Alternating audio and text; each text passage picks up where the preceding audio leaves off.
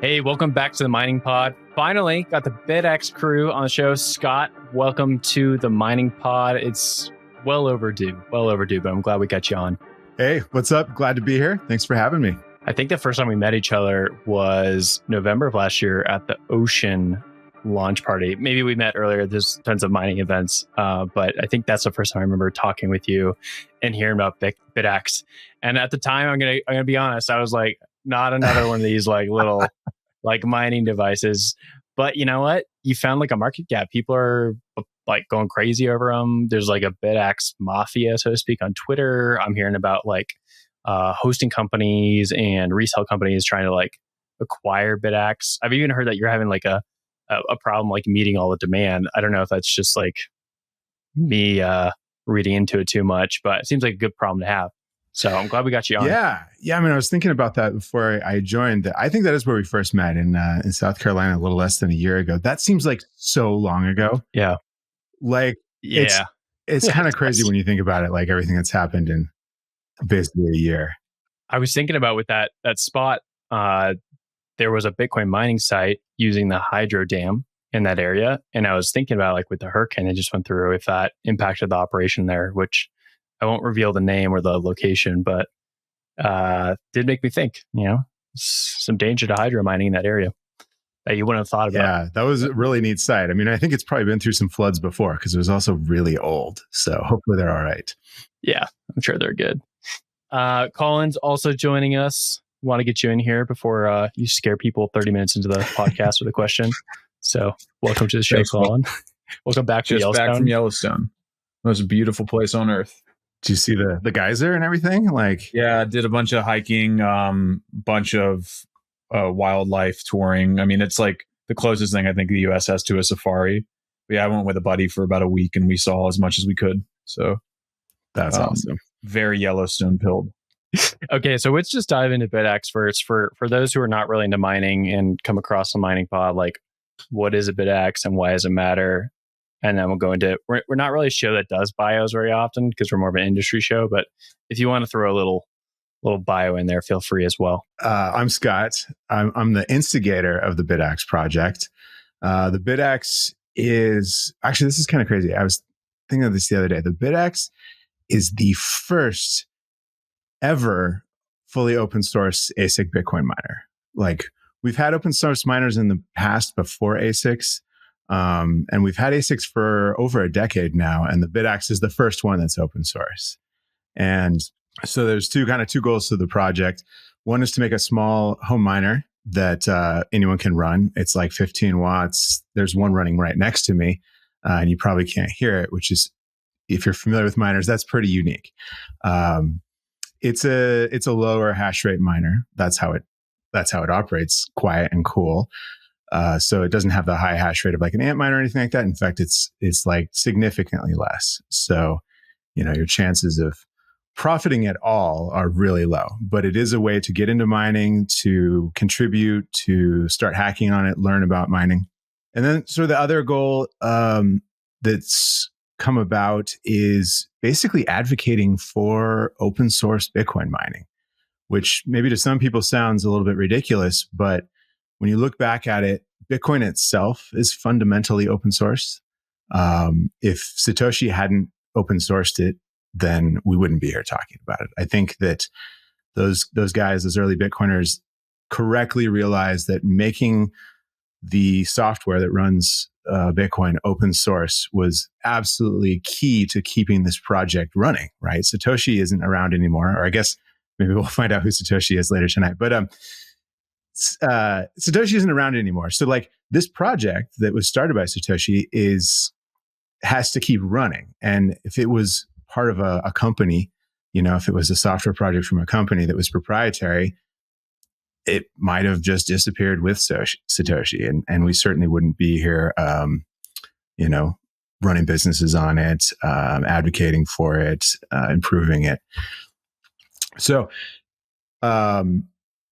Bitcoin fundamentally open source, but for a long time, Bitcoin mining has not been.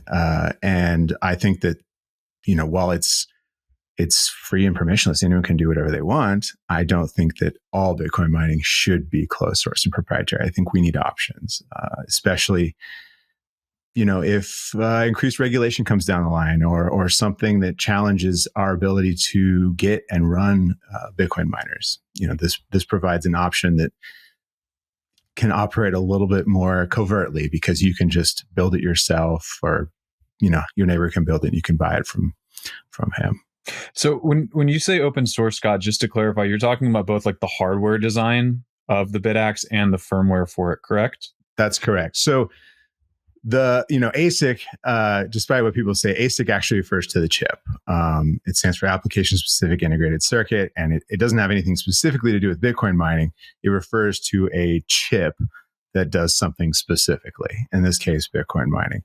So the chip itself that we use is out of the Bitmain Antminers, and that is not open source. We actually don't even have any permission to use it or any documentation or anything like that. It is literally out of Antminers. That's not open source, but everything else surrounding it is. And so that's the circuit design for the board, the firmware that runs on it, basically the whole stack down to the chip. Which models are you salvaging chips from? The most recent, which was just released, the Bitaxe Gamma, is the chip is called the BM1370, and it's out of the S21 Pro, which was announced in May, I think, or started shipping in May. That chip is pretty badass. It's a huge improvement over the previous one, which was the chip out of the S21. And then we have a Bitaxe before that was the chip out of the S19 XP. And then we have a Bitaxe before that was out of the S17. I wouldn't have expected that y'all were using the S21 Pro already, or even the S21. I figured these were S19 series. So that's interesting to me. We've gotten it down to a bit of an art now. I first got my hands on the S21 Pro hashboard right after Mining Disrupt. I think that's when they started shipping. I got one ASAP, and we had a design ready in 3 weeks. They're not changing that much about the chips anymore. So as soon as we can get it and measure it and see how it works, it's a pretty quick process now. Going from that first one, the S17 chip, to the S21 XP, S19 XP chip, that took a lot longer because there's massive changes there in the way that the firmware works, the interface with the chip. But now we can bang them out pretty quickly. In fact, they just released the S21 XP, and we got on that one really quickly, but it's actually the same chip. So there wasn't any change there. So it probably isn't worth releasing a Bitaxe with that chip. But so in terms of design, I want to give people an image of what we're talking about. I don't know if you can unplug and lift yours up for those who watch on CoinDesk TV or YouTube, but yeah, so this is a Bitaxe. This is the Supra. So this is the previous model. You know what? Let me just do the latest one here. Plug it. There we go. All right. Look at the fan's still spinning. I just unplugged it. This is the Bitaxe Gamma. So this is actually one of the first prototypes of the new Bitaxe, and it's pretty small. I guess if there's people who are just listening, it's 50 millimeters by 100 millimeters, I think, is right about where we're at. And it has a little display up on the top where you can see your mining stats. It has this actually right here is an ESP32 microcontroller. That's the control board, if you want to think about it like that. It has this right here is, there we go. That is where the power connects, and it just uses a very standard wall wart style power adapter. So nothing big and crazy like the big Antminers. That's where you plug in power. And then if we go like this, we can see it has a 40 millimeter square fan on top, and then a heat sink. And underneath that, very small underneath there, is actually the mining ASIC. The chip is right underneath there. And then we've got it mounted on a cool stand. This was made by a guy in the community, free open source stand that you can 3D print. Here's a view of the backside. You can see some of the circuitry that goes into it. It's not actually all that complicated. I mean, most of the work is done by the ASIC. And so we just have to give it power and connect it up to the network, essentially. But yeah, it's real small. It runs, especially with these Noctua fans. This is like an upgrade. Especially with these fans, it's really quiet. It's silent. Like, see if I can plug it in and put it on the microphone. This will be a cool test here. There we go. There you go. Now the fan's running. Hear that? Nope. I love it. It's 15 watts, which, you know, an Antminer is like 3,000 to 4,000 watts. This is 15 watts. And that's like the equivalent of a cell phone charger or like an iPad charger kind of thing. Awesome. Okay. So people now have a picture of what it's like. Tell me about like how you guys source the parts besides the chips. And maybe you guys just like are buying S21s and kind of like breaking them down. But tell me about like the control boards. You mentioned the open source stand. How do people come across these things if they want to build them themselves? Or how do you kind of put all these things together? There's kind of an interesting way that this works. Like Bitaxe itself is not a company. It's an open source project. Excuse me. I don't make any Bitaxes. I've only made a couple here for prototypes.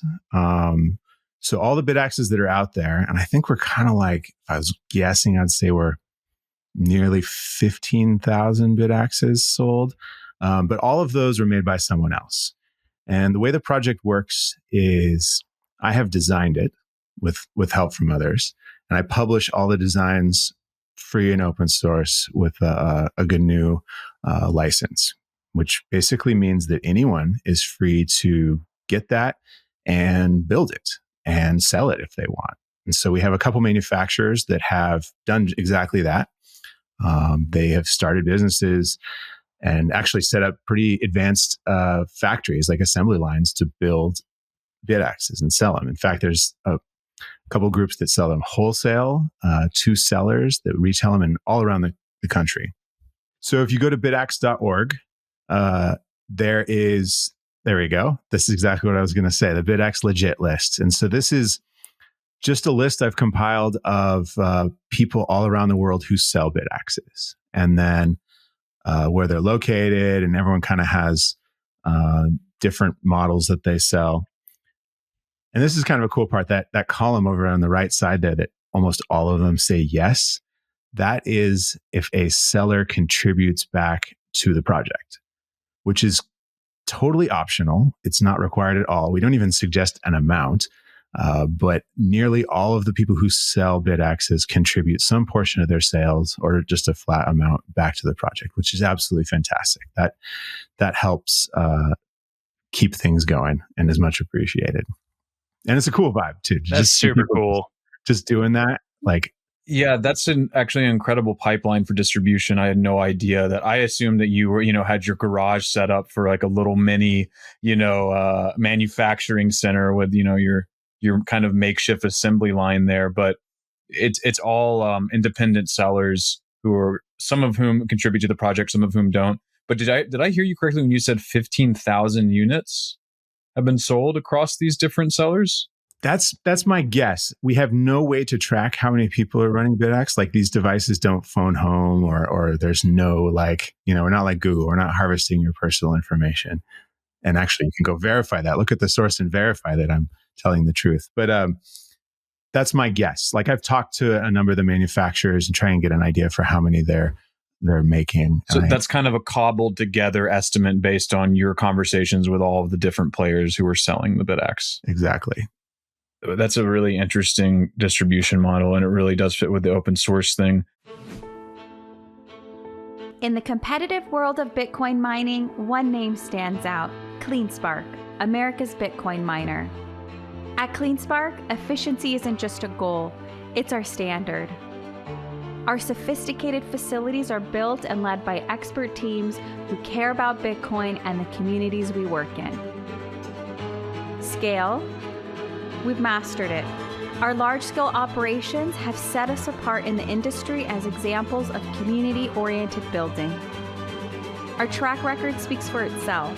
We navigate the complexities of the new economy with precision and with skill, continuously achieving operational milestones. Curious about how we do it? We invite you to discover the story behind CleanSpark's success at cleanspark.com.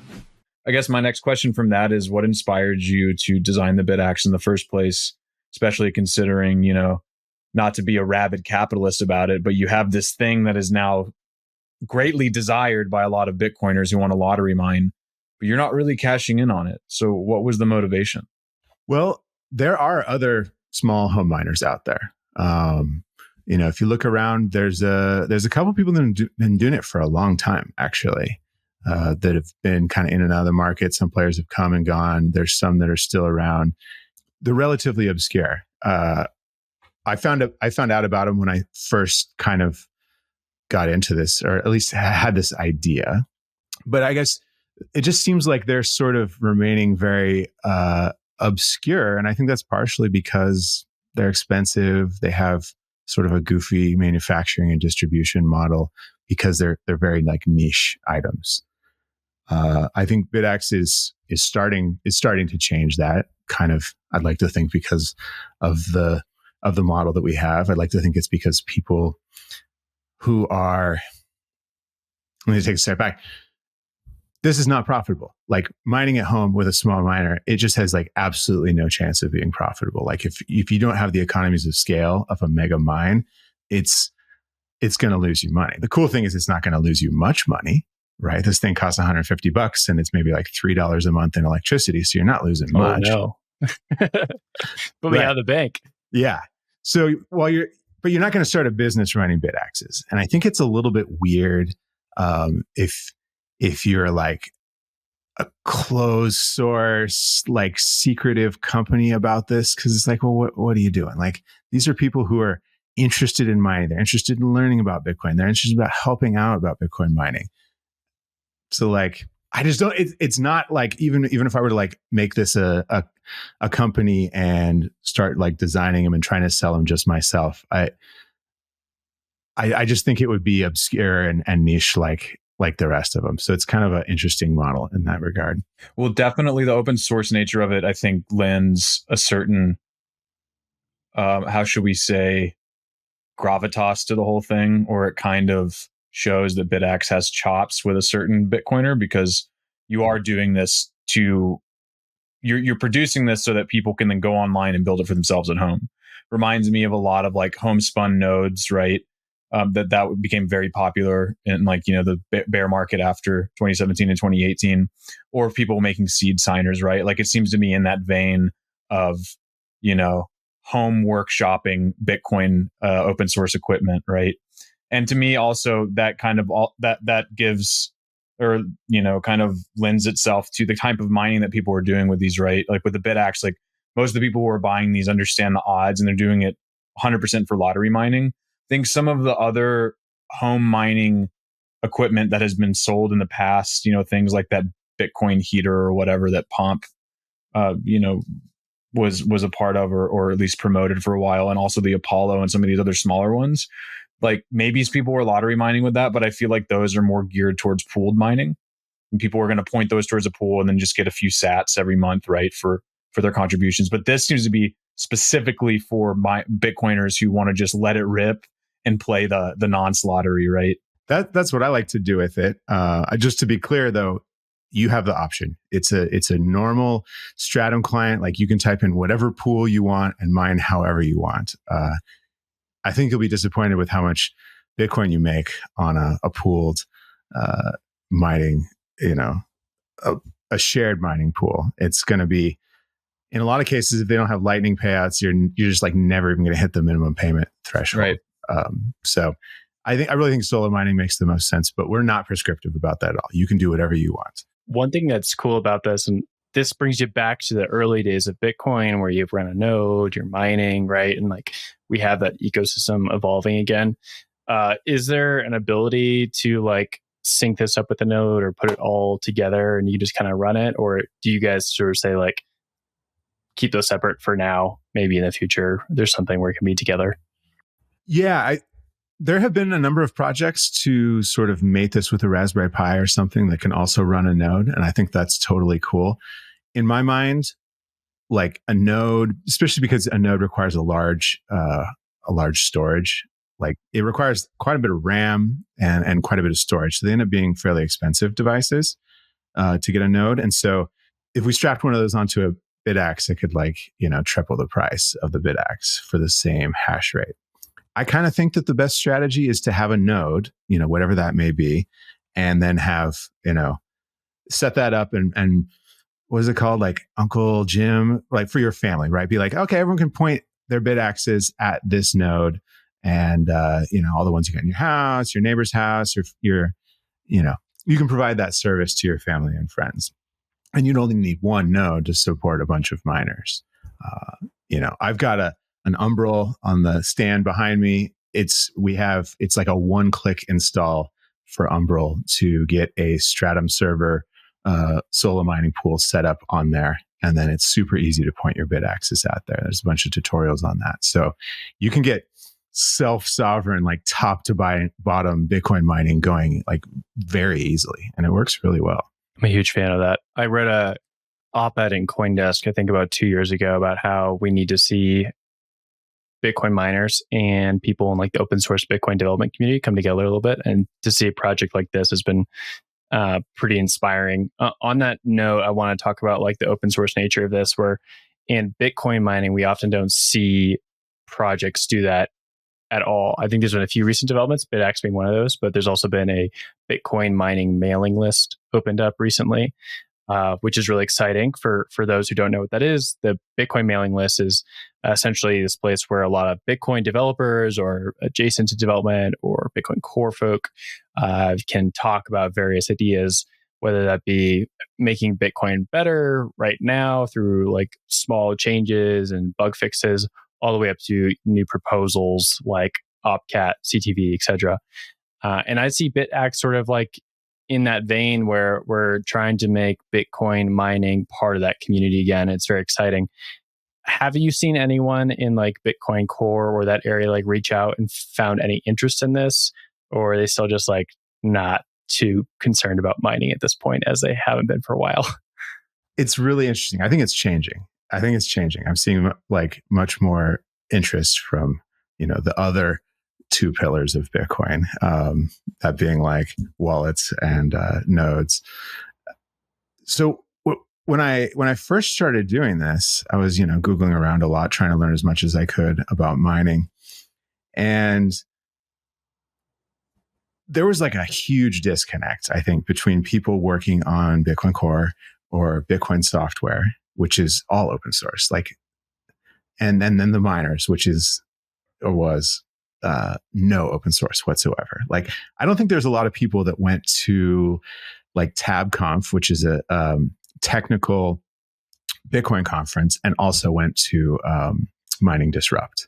Like, these are just like two groups that did not mix at all. And there was almost like just this impression, I think, from core developers or, Bitcoin software developers that was like, oh, those miners, like they're just over there doing their thing. They're,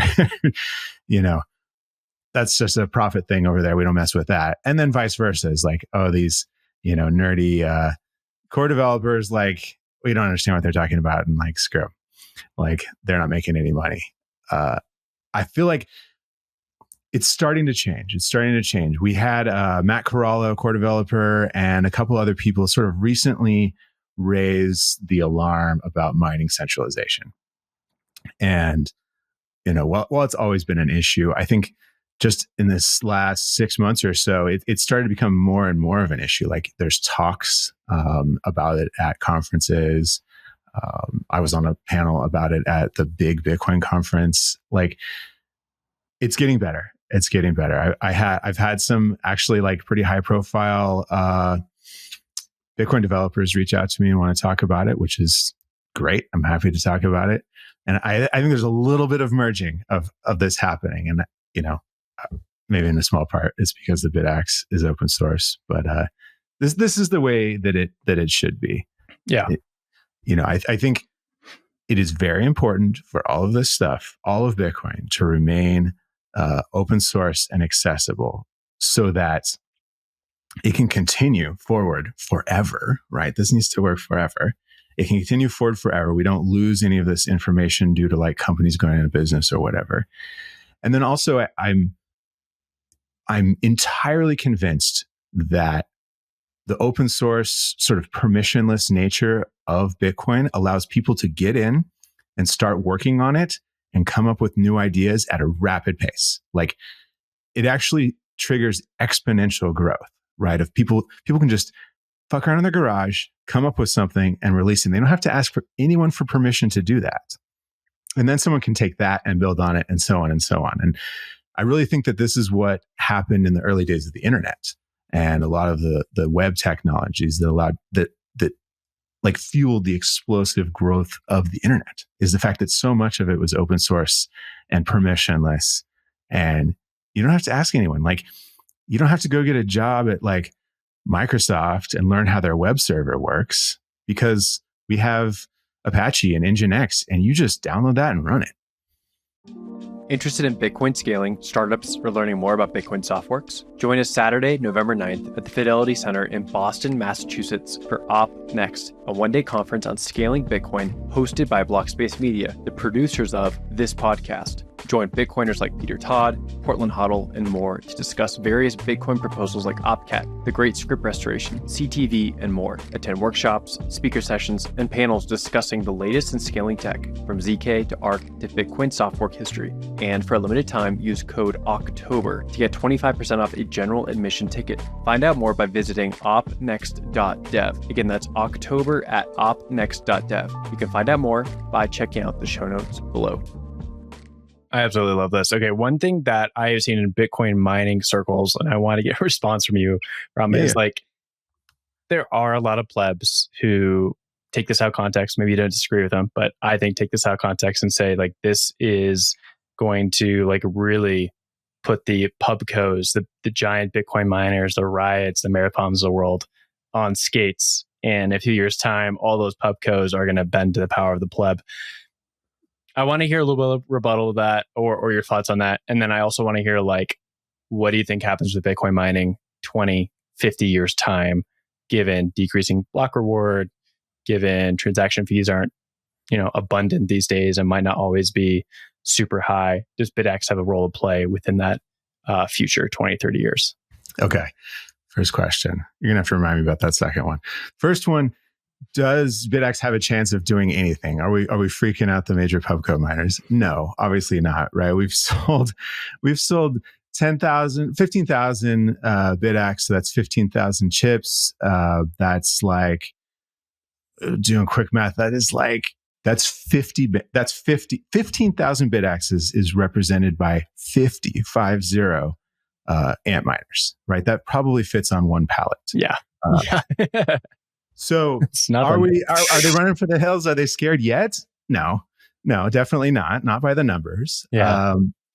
But it is a thing. All right. I'm on your podcast. Yeah. We're here. We're talking about it. Yeah. Like this is a thing. People are taking notice. There are a lot of like smaller industries, right? We have the third-party firmware industry that I really think that they need to consider open sourcing that firmware. And, that is something that is sort of a follow-on project to the Bitaxe that could happen. We could put a little bit of push in that industry and the way that people understand and can modify and have the freedom to use firmware on their machines. We've seen Brains has come out with a home miner. Canaan has an Avalon home miner. I don't know if they did that because of the Bitaxe or not, but like it's kind of proving out that there are a lot of people that want to do this. And so hopefully that has some influence over the industry and the decisions that they make for the better. We're not going to like destroy them on this like fierce hash rate competition. It's an insane number. Like if we had 1 million Bitaxes out there, that would be 1 exahash of hash rate.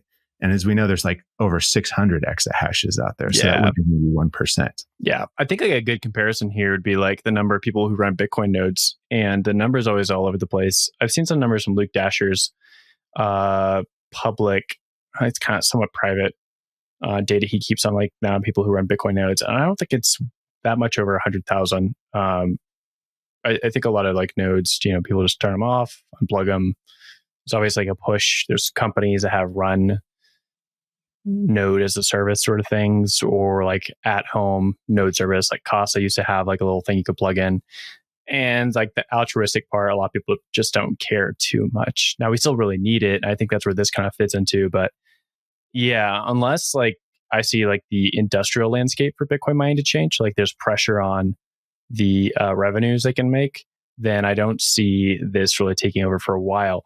That being said, I want to go to the second question. What do you think it looks like in 20, 30, 50 years time? Is this kind of where Bitcoin mining goes back to? It's going to be like the early days where people are running things on small devices like this, and we don't really have pubcos anymore? Or do you think pubcos are going to stick around?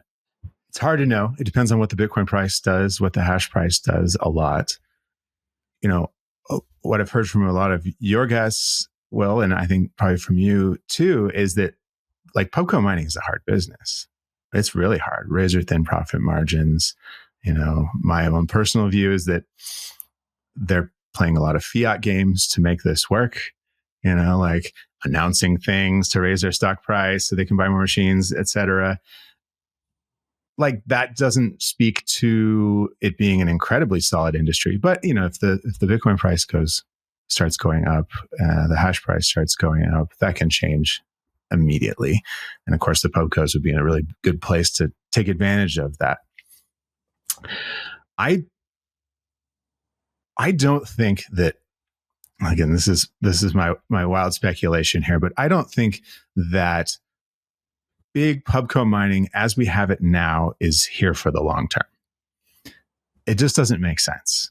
It doesn't make sense. Like it's driving down to the lowest common denominator. Like how cheap can you get your electricity for? How cheap can you get your machines for? And that just doesn't leave a lot of room for profits. We have the difficulty adjustment, which basically means that the network hash rate will swell to the largest number that it possibly can, given any Bitcoin price. So I have my doubts there. I would really like to have, so when we're in this challenge situation where it's really not profitable to run, or it's really difficult to run, and you have to have these other avenues of income, of revenue to make it work, that's ripe for being co-opted by some big evil empire, called Bitmain or whatever you want to call it. We don't want that to happen. That's really not good for Bitcoin. When we have just a couple entities that are controlling a huge swath of hash rate, that's just not good. They can start to influence how it works.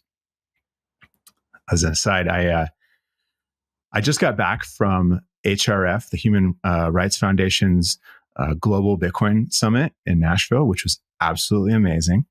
And at first I was like, why am I here? Because all the rest of the people were like these amazing human rights activists in other parts of the world, like surviving, like literally trying to survive under these crazy dictator regimes, right? And they're talking about how Bitcoin is an actual lifeline for them. Because in these cases, it doesn't happen so overtly in the United States, but in these cases, like the first thing these dictators do is take control over the money, which like hamstrings any hope you have of going against the dictator. Anyways, my point is that this is really important. Like this Bitcoin thing needs to work. It really needs to work to protect freedom all around the world. And in order for Bitcoin to be able to provide freedom all around the world, it needs to remain decentralized and permissionless and uncensorable. Right. So if a couple entities or one giant entity has control over all the mining, they do actually have the ability to censor it, which is not good. Right. That's basically just a central bank digital currency, and that's not good. That's not good. That's just getting back to the system that we're in now, which is what this whole Bitcoin thing was originally started to get away from. I'm going to hand it over to Colin for kind of final questions. The one thing I do want to note, and this is maybe a little off the wall, but in the Ethereum and altcoin universe, we do see a few projects that are similar in the sense that they want to do home validator sets. And not going to get into the whole discussion about the differences between Bitcoin. They're vastly different. But the fundamental idea there is we can have a node, we can have some sort of validator / miner, and we can have a home place system with it that gives you like a little more control over your own destiny. And there's even ways to have like a native wallet within it. So you kind of have like custody of your own coins. You have the ability to protect the network somehow or contribute to the network. And then you also have that security with the node where you're kind of checking against everyone else. And it's a cool part of the internet that we might be having here where, we have like a full stack and it's not just me relying on Wells Fargo. And it's not even me relying on a custodial Lightning wallet to be able to do something. Like I have full stack protection. Obviously, it's not the same as Bitaxe is right now, but I think there's something to that. Okay, Colin, I'm going to throw it over to you for some more questions or anything else before we wrap up. Are you a retail or institutional investor interested in Bitcoin mining companies? The Miner Mag brings you free data and analysis from all major NASDAQ-listed Bitcoin mining operations to know who stands out. Check out visualized metrics and data-dependent stories at theminingpod.blockspace.media. Yeah, I guess I would just ask, how long has Bitaxe been open source, or like how long has it been around? For about a year, a little longer? I've been working on it, tinkering on it, and under different names for several years now. Okay. It was kind of an idea I had a while back, and it took me a long time to get it working because I was just futzing around with it. Bitaxe itself has been a thing for probably about a year and a half. Right before I met Will, about a year ago, it just started working thanks to a couple contributors that I met who jumped into the project. So I think officially about a year and a half. Okay, so like a year and a half in, how has Bitaxe performed compared to your expectations when you started the project? And what does success look like 5 years from now? Bitaxe has performed beyond my wildest dreams. I'm living in an absolute dream. This is so fucking cool. I had no idea.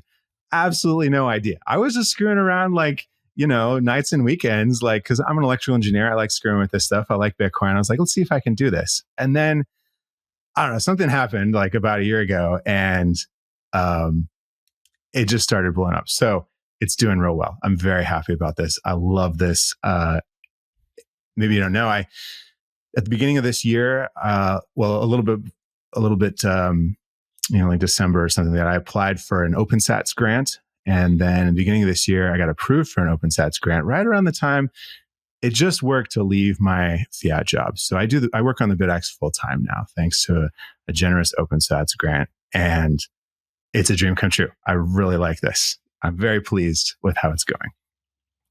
Second part of your question was, where do I see this going? It needs to continue to grow at this rate. It needs to continue to grow at this sort of mind melting rate, because we have to get a lot of this out there. And that's not just Bitaxes. That's, everything that's open source mining, right? The Bitaxe has already actually spawned a bunch of other designs. If you go and look around, there's people making multi-chip miners or 5 terahash miners, miners with a node built in, all these things, and they're all open source. We need to get 1 million Bitaxe out there so that we can start to approach that 1 exahash mark. And the cool thing about that is, earlier, a couple months ago, a Bitaxer solo mined a block, and that basically doubled the amount of Bitaxes. All the sellers immediately sold out after that happened. It was huge news. Everyone went crazy. You guys were talking about it on your podcast, and we are the definition of big news. That's news to me. Yeah. I don't get on the mining pod. You're going somewhere. So, but the cool thing, I was trying to say is that solving a block and someone getting that non-KYC $200,000 block reward, that sold a lot of Bitaxes. And the cool thing is now there's a lot more Bitaxes running on there. So the time for the next one decreases. And then that increases actually exponentially to the point where if we get up to an exahash, that's someone solo mining a block every couple of days. I think it's 3 days on average or something like that, right? So each block, gets more and more people interested in this. Like, I can do that. Like, and it sort of feeds itself. So we get a lot more out there. Along with that, I want to have people come up with crazy new ideas, like Bitcoin water heaters, Bitcoin miners mounted to solar panels, like anything that you can come up with. There's so many cool applications out there. We've heard from a lot of people, all these amazing applications of Bitcoin mining, going after stranded energy and things like that. Well, the fact of the matter is that currently we don't have any hardware to do that. Like, nothing is specially built for that. I would like to see that hardware get built, open source, and just like trigger that exponential growth in development that I think we're sure to see. So that wasn't a very concrete numbers answer to your question, but I would like, in 5 years to still be growing at this rapidly increasing trajectory. Awesome. That was a great answer. Yeah, that was a great answer. You were so fired up. I'm so fired up. Dude, you guys don't even know how fun this is. I get to do this every day. Yeah, it's a dream come true. I mean, I know that Bitaxe has probably been definitely top 5 conversation in mining I've had with people, just like naturally. People come up and talk about it with me. Well, are you serious? Maybe even a top 1 or 2. Honestly, people are always like, "Have you heard about this Bitaxe thing?" And people like come up to me and talk about mining, because like that's obviously what like we did, was like run a mining podcast. And people are like, "What about this Bitaxe thing? What about this Bitaxe thing?" Well, like what's really cool is it's like, I think there's a lot of people who are interested in Bitcoin mining, but they're also not going to drop $5,000 for a huge, 3 kilowatt miner that they can't even plug in anywhere in their house. So like, I've if made you're that interested mistake. in mining, you can plug in a Bitaxe. Sorry, what'd you say? I've made that mistake. You've made that mistake. I've made the mistake. I've got a wall of S9s behind me. They're just like, man, that's too hot and loud. Yeah, I bought some S19s top of last cycle and tried to do the whole house thing. And you can get all the way there, and it's so fun, but then the economics turn against you. And that's the cool thing about the Bitaxe. Like, you can support the network in this limited way, play a little lottery, and also like evangelize about Bitcoin in $150. So I love it. Skot, where can we find you? Twitter, blog, anything about the Bitaxe as well, as we kind of close out here? I'm Skot 9000. That's SKOT. Skot 9000 on like all of the major things, including Twitter. Pretty active on there. So you can follow me there for, random insights and actual Bitaxe news. But probably bitaxe.org is the website for the project. I try and keep that up to date, as ugly as it is. I try and keep that up to date with like the latest, stuff. There's links to the GitHub projects. We have both the firmware, the hardware design files on there. If you want to get involved in the development of it or just check it out and see how it works, that's all available there. Lots of discussion on those websites. There's also a link to OSMU, which stands for the Open Source Miners United, which is a like now over 3,000 plus member Discord group that we have for discussing open source mining. So there's a link to that, an invite link to that on bitaxe.org. You can join that. I'm in there like every day, and we talk about all kinds of cool stuff in there. Yeah, those things are a good way to get involved or just chat or follow along. Awesome. Well, thank you for joining the Mining Pod. Long time coming, and we hope to have you on here again soon. Go buy Bitaxe, go support the network. See you guys. Appreciate it. Thank you guys so much. It's been awesome.